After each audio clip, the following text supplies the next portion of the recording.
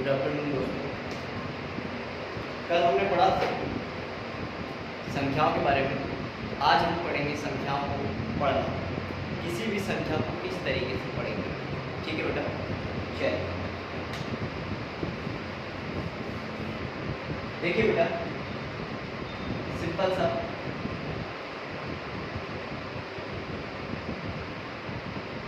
इकाई पीछे से पढ़ेंगे। दहाई, सैकड़ा, हजार, 10,000,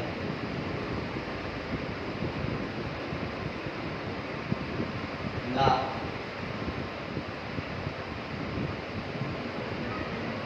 10 लाख,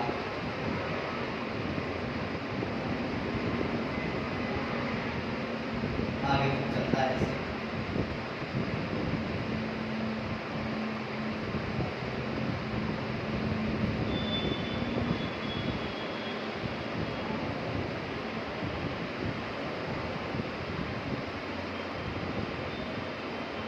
देखिए गाइस, क्या है, संख्याओं को हम किस तरीके से पढ़ेंगे।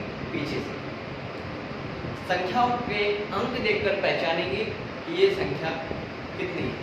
ठीक है, जैसे इकाई की बात करें हम, तो इकाई में 1 से लेके 9, 1 से लेके 9 तक के अंक, 9 तक। दहाई की बात करें तो 10 से लेकर 99 तक। सैकड़ा की बात करें तो 100 से लेके 999 तक। हजार की बात करें तो 1000 से लेके 9999 तक। 10,000 की बात करें तो 10,000 से लेके 99,999 तक। लाख की बात करें तो 1 लाख से लेके 1 लाख से लेके 1 लाख से लेके 99 लाख 99,99,999 तक। 10 लाख की बात करें तो 10 लाख से लेके 10 लाख से लेके 99,99,999। ठीक है गाइस, ये यहाँ तक चलेगा आपका। यानी कि इकाई में कितने अंक होंगे? 1। दहाई में कितने अंक होंगे? 2। सैकड़ा में कितने अंक होंगे? 3। हजार में कितने अंक होंगे? 4। 10,000 में कितने अंक होंगे? 5। लाख में कितने अंक होंगे? 6। और 10 लाख में कितने अंक होंगे? 7। ऐसे 10 लाख के बाद क्या आएगा? करोड़। तो करोड़ में कितने अंक होंगे? 8। फिर क्या आएगा?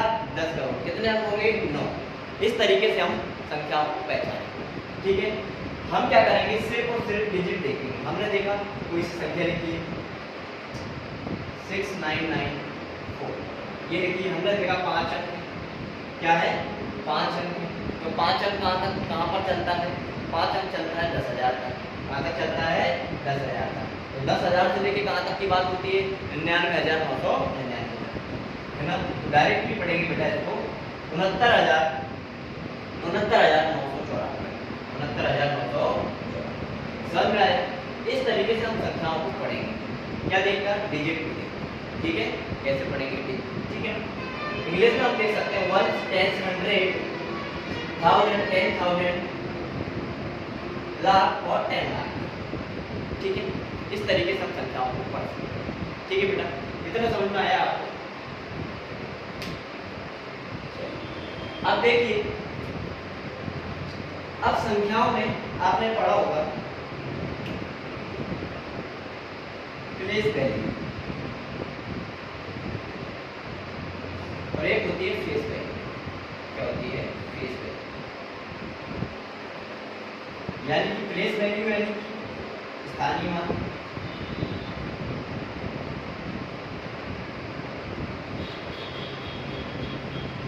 स्थानीय मान, स्थानीय मान, फेस वैल्यू यानी कि जाती है।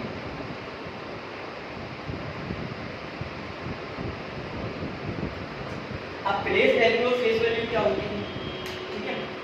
तो देखिए मान लीजिए ये संख्या लिखी थी ना आपकी 69994, आपसे किसी ने पूछा कि 4 की प्लेस वैल्यू क्या है, तो 4 की प्लेस वैल्यू क्या है 4, ये हुई आपकी प्लेस। अब आपसे पूछा फेस वैल्यू क्या है, तो फेस वैल्यू भी क्या होगी बेटा, क्या होगी, क्यों होगी, क्योंकि कहाँ बैठा है बेटा, स्थानीय मान। स्थानीय मान का मतलब ये है कि किस स्थान पर बैठा है व्यक्ति, किस स्थान पर बैठा है। स्थानीय मान का क्या मतलब होता है, जैसे कि इंसान, मान लीजिए कोई व्यक्ति है, मान लीजिए कोई व्यक्ति है, अगर सरपंच की चेयर पर बैठा है तो वो क्या होगा, सरपंच होगा। कलेक्टर की चेयर पर बैठेगा तो कलेक्टर होगा। एसपी की चेयर पर बैठेगा तो एसपी होगा। ऐसे जिस स्थान पर बैठेगा उसकी वैल्यू उतनी ही, ठीक है। तो ये 4 था, इकाई है, इकाई है क्या होता है 4, इकाई स्थान पर बैठा है तो इकाई भी 1 से लेकर 9 तक की बात होती है, तो 4 ही रहेगा। फेस वैल्यू जो होता है वही, ठीक है, जो दिख रहा है वही। अब आपसे पूछा जाएगा इस वाले 9 की वैल्यू क्या है, तो ये 9 कहाँ पे बैठा है, देखिए जरा, इकाई धाई सैकड़ा, कहाँ पे बैठा है, सैकड़े का मतलब क्या है 100, कहाँ से चलता है 100 से लेके कहाँ तक चलता है 999, तो इसकी वैल्यू क्या होगी 9 की। इस 9 का यहाँ होने का मतलब ये है कि ये कितना लिखा था आपने, पढ़ा था 994, कितना पढ़ा था 994, यानी कि 9 की वैल्यू कितनी है, कितनी है 900। ये 9 के होने से ही आपने इसको पढ़ा था 994, ठीक है। चलिए इतना समझाया आपको। ये देखिए 6 की क्या है, एक और बता देता हूँ, 6 कहाँ बैठा है आपका, देखिए इकाई ढाई सैकड़ा हजार 10,000 की प्लेस पे बैठा है 6, कहाँ पर बैठा है 10,000 की प्लेस पे, तो 10,000 यानी कि इसमें 6 में अपन 6 का अपन कितने गुणा कर देंगे, 10,000 में गुणा 10 × 7, क्या आएगा आंसर 60। प्लेस वैल्यू इसकी क्या होगी 6 की 60। इतना समझ में आया। चलिए देखिए नेक्स्ट मैं आपको बताता हूँ क्या है फेस वैल्यू। आप समझ गए कि जो है वो जो दिख रहा है, ठीक है, इतना समझ में आ गया होगा, ठीक है। चलिए नेक्स्ट देखते हैं, प्लेस वैल्यू फेस वैल्यू हो गया आपका। नेक्स्ट हम पढ़ेंगे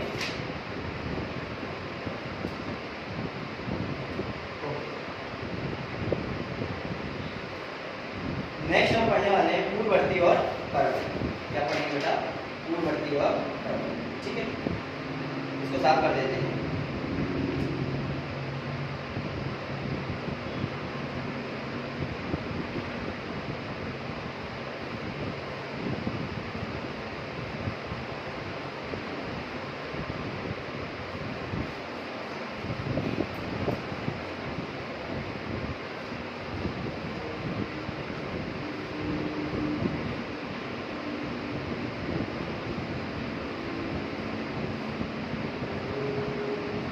नेक्स्ट पढ़ेंगे पूर्ववर्ती संख्या और परवर्ती संख्या।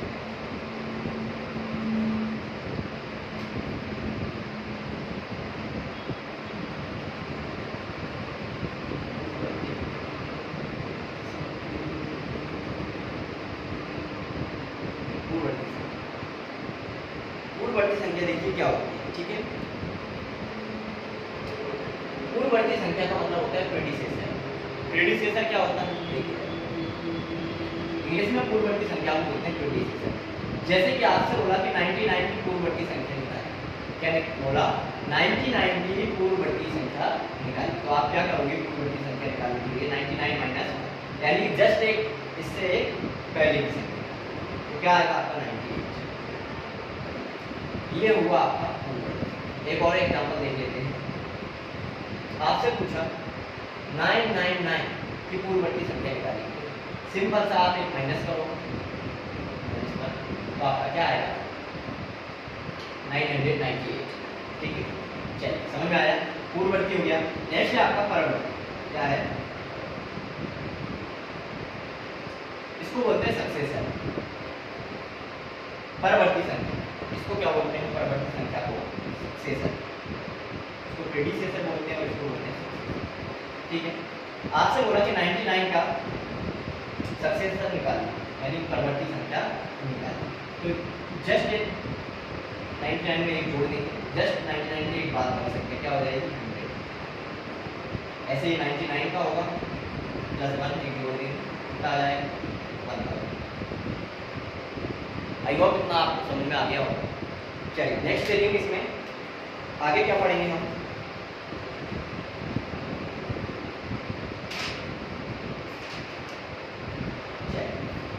आगे हम पढ़ेंगे विभाजित करके नियम। नेक्स्ट इसमें हम पढ़ने वाले हैं विभाजित करके नियम। इसको साफ कर देते हैं।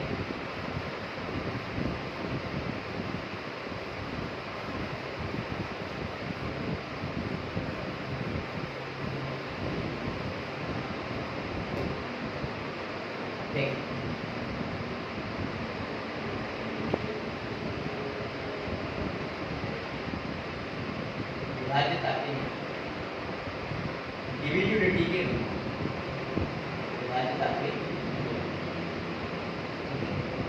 यानी कि डिविजिबिलिटी के रूप। चलिए देखते हैं, 2 से विभाजित, 2 से विभाजित।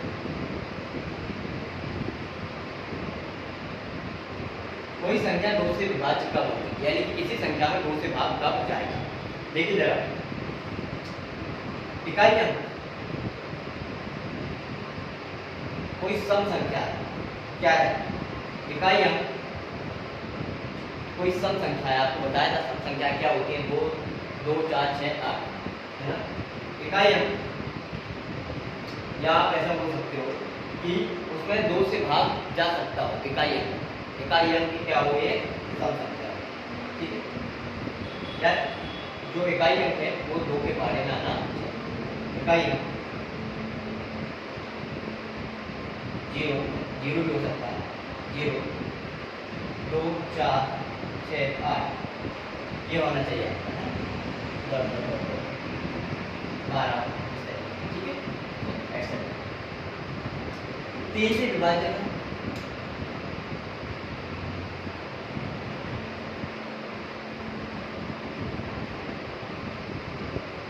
3 से विभाजन, अंकों का योग, अंकों का योग 3 से विभाज्य होना चाहिए।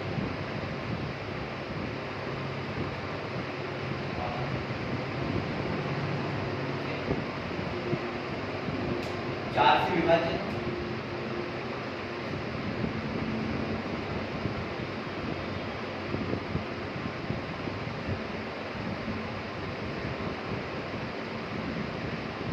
लास्ट 2 अंकों से बड़ी संख्या, लास्ट 2 अंकों से बड़ी संख्या से बड़ी संख्या 4 से विभाज्य होना चाहिए, 4 से विभाज्य होना चाहिए,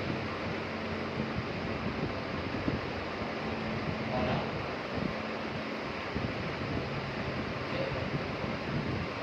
5 से विभाज्य, 5 से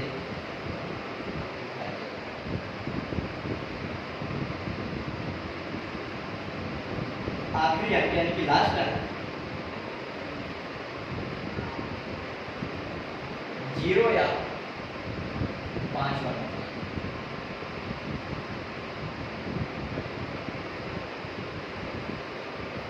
6 से विभाजित,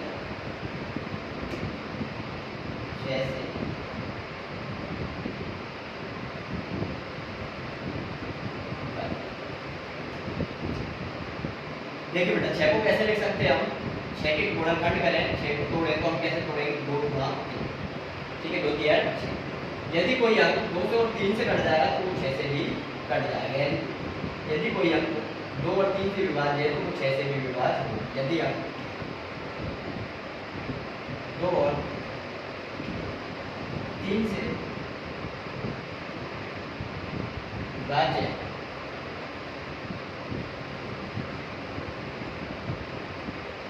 तो वह 6 से भी विभाज्य हो।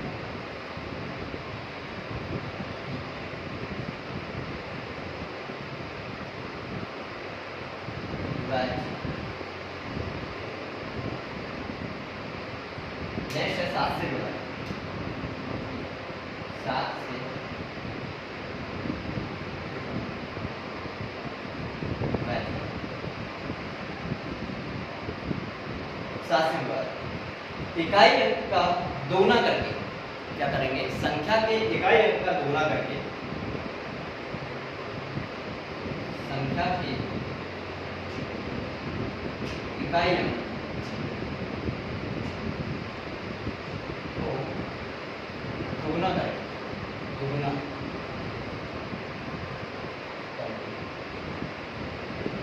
बाकी बची संख्या, बाकी बची संख्या 7 या 7 का गुणन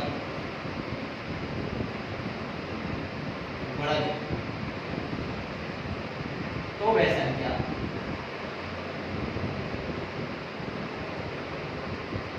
7 से विभाज्य,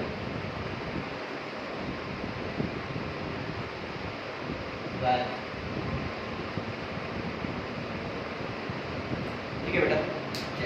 नेक्स्ट देखते हैं, इसको साफ कर देते हैं।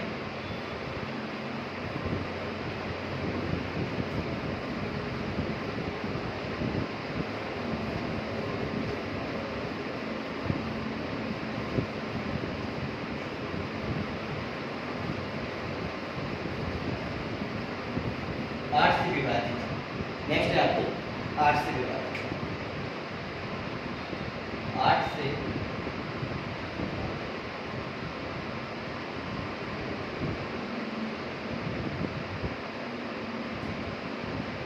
ऐसे 8 को कैसे लिख सकते हैं, 4 दूनी 8 का क्या है, 4 दूनी 8, ठीक। या अगर आप ऐसा समझ लीजिए कि लास्ट के 3 अंक 4 से विभाज्य होंगे तो वह संख्या 8 से विभाज्य होगी। लास्ट के 3 अंक अगर 8 से विभाज्य है तो वह संख्या 8 से विभाज्य होगी। आखिरी 3 अंक 8 से विभाज्य है तो वह संख्या 8 से विभाजित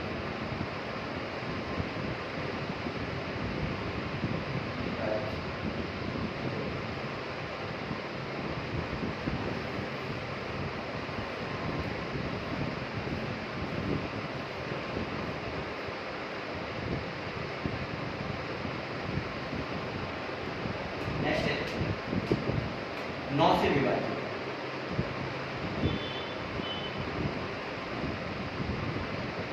9 से विभाजित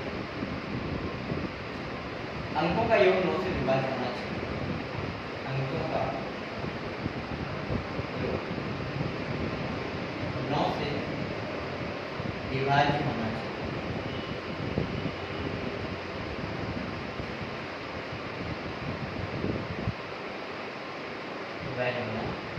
ठीक, 10 की विभाज्यता यानी 10 की विभाज्यता आप जानते ही 11 से विभाजित,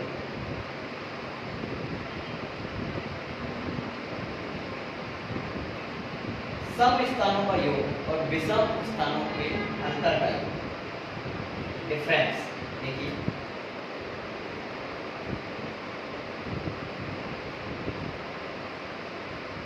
सम स्थानों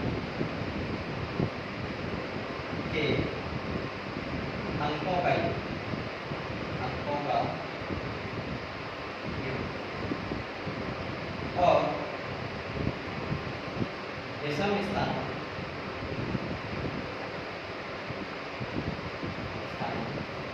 के अंकों के योग का अंतर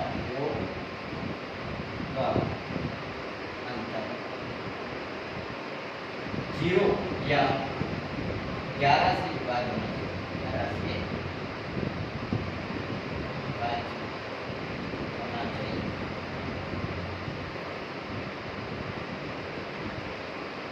तब वह संख्या 11 से विभाज्य। इतना समझ आ गया होगा बेटा। चलिए नेक्स्ट क्लास में हम इसके आगे के क्वेश्चंस करेंगे, है ना। आपको विभाज्यता के नियमों के बारे में और अच्छे से बताएंगे और बहुत सारे क्वेश्चंस लगाएंगे, है ना। उसमें देखेंगे कि कौन सी संख्या किससे विभाज्य है। ठीक है ना बेटा। ओके, आज के लिए इतना ही, ठीक है।